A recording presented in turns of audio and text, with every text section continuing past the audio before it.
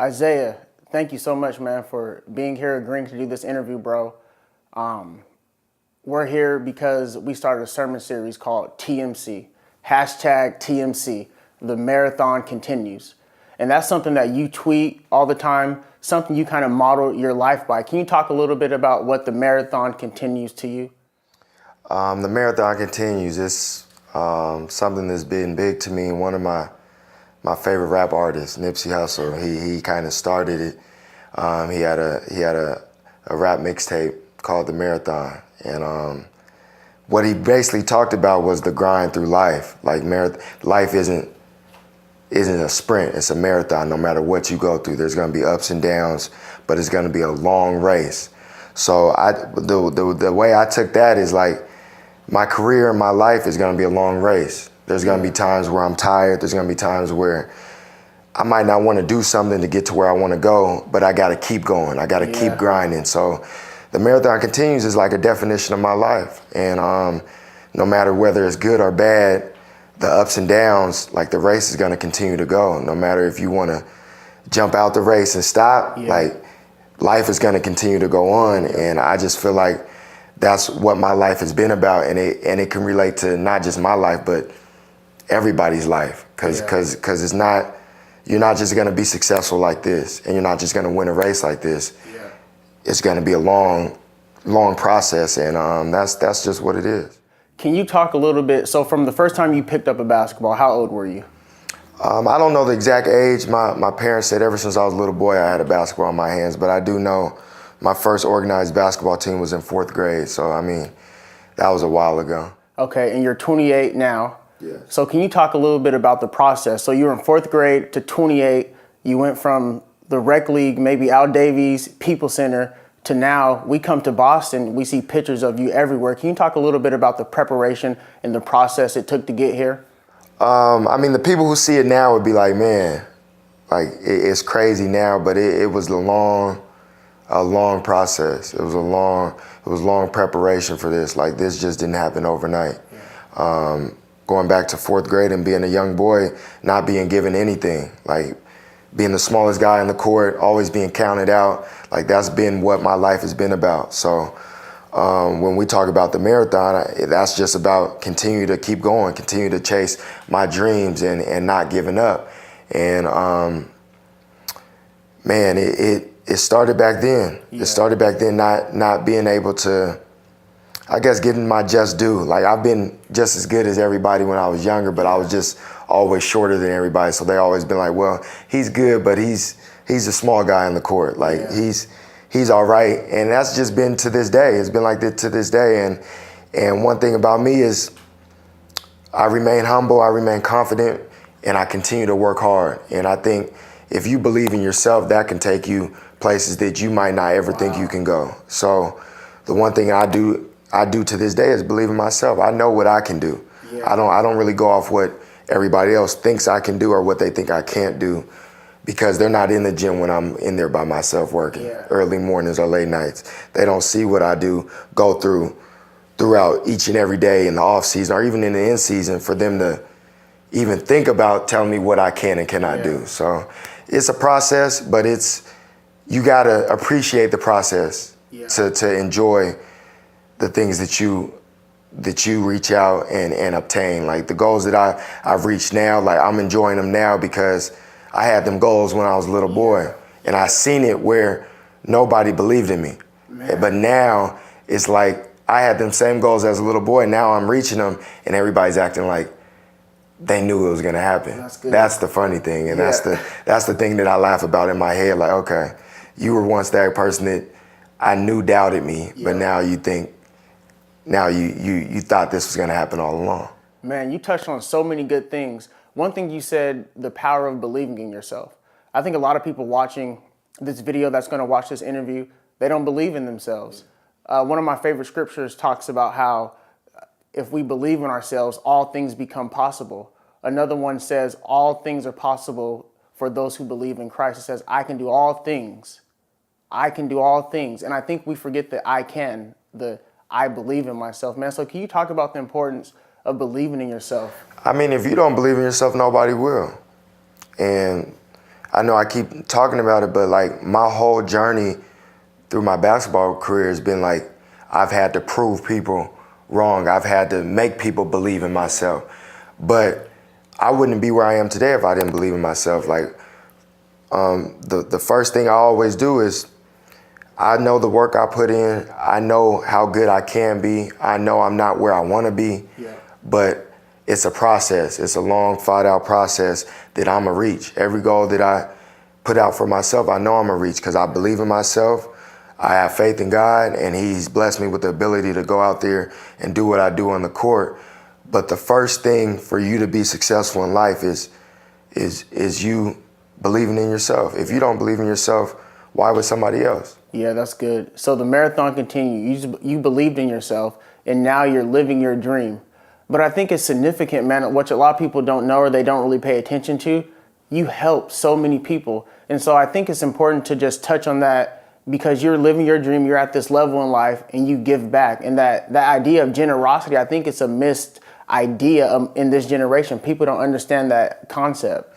I mean, it is, but I was raised the right way with my parents, man. Like Saturday early mornings, my dad would take me to downtown to the Mission, and I would go feed the less fortunate, the people that don't have homes and don't have food. So at a young age, I was taught to always give back. And I told myself when I was younger, when I did become successful at whatever it was, and it happened to be being an NBA player, that every community that I was part of, I was going to give back. Yeah. Just because I wanted to show them kids that what I'm doing is reachable. It's a dream that can happen, and I want them kids to know I'm just like them. Like they can reach out and touch me. I can interact with them. Yeah. And I know coming from Tacoma, we really didn't have that professional athlete somebody can look up to and reach out and talk to and feel like he was a friend, not just a person he's seen on TV.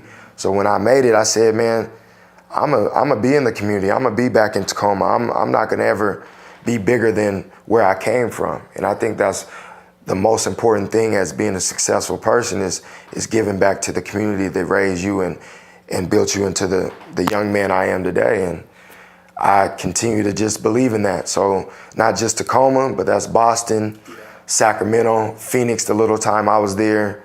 Like, I want to give back to that community because they welcome me with open arms. And I think that's just the way to go. Yeah.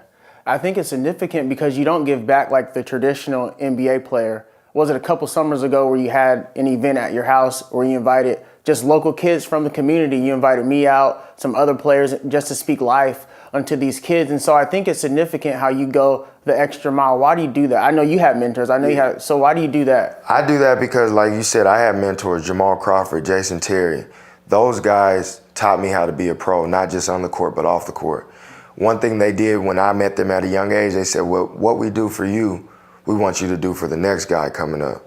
So when I invited them high school kids to my house, like I wanted them to see a big house. I wanted them to see a Bentley. I wanted them to see stuff they don't see on a regular basis. Yeah. So they can realize, okay, like I can get that.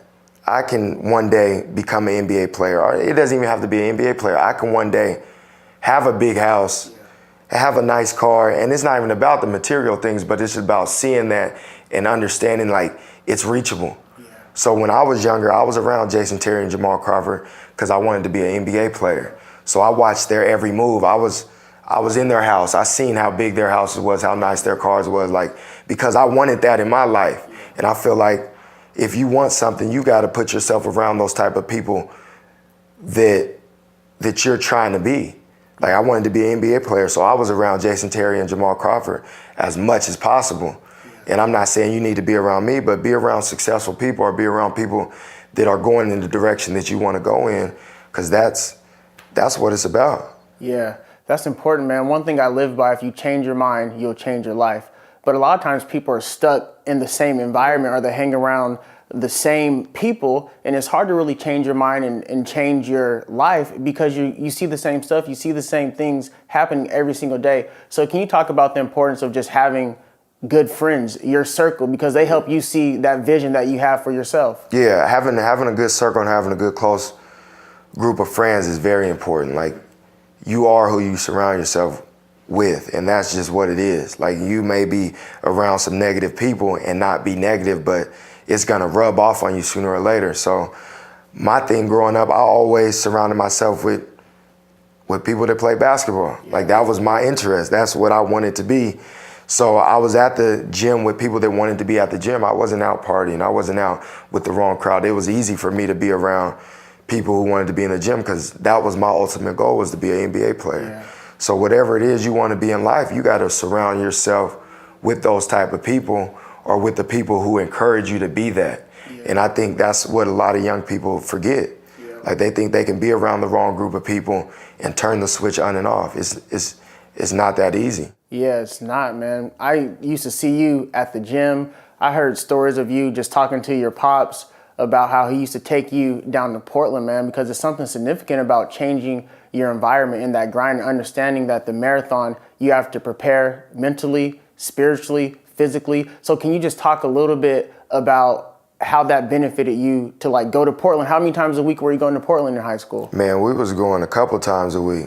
Like, my dad and my mom was my support system, so they encouraged me to go. They didn't ever beg me to be a basketball player or to go work out or go to practice. Like, it was something I wanted to do. But ultimately, I think you have to see different things. Like, especially in Tacoma, it's tough because you only see one thing. And I always tell young kids, try to travel, try to get out of Tacoma to see that there's more than life than just Tacoma. Because you can get stuck with being comfortable in your situation. But if you go outside of the box, like, and see different things, like, you'll see more to life, and it'll be reachable. Your goals will be reachable if you see more things than just what you're comfortable with. So I think it just wasn't Portland, though. It just wasn't Portland. It was when I had to go to prep school. Yeah. I had to come all the way out here to Connecticut. Like, it was something I didn't want to do, but I had to reach my goal of getting to college, and then reaching my ultimate goal of being an NBA player. And there's going to be times where you're not going to like what you need to do. Yeah. But like I said, that marathon, like, there's going to be times where you want a breather from running that race. Yeah, exactly. But you got to keep going, because everybody else is keep going in life. Is not going to stop for you. Exactly. And what I just tried to tell young kids today is, it's not going to be everything you think it's going to be. Like, it's not going to be peaches and cream. Like, it's going to be some tough times to get where you want to be, but it's how you sustain those tough times and how you get through those obstacles to get to what you ultimately want. Yeah, that's incredible. A lot of people watching this video, they have no idea what the marathon means. They just watch 10, 15 minutes of you speaking, and they're still struggling with this idea of the marathon continues.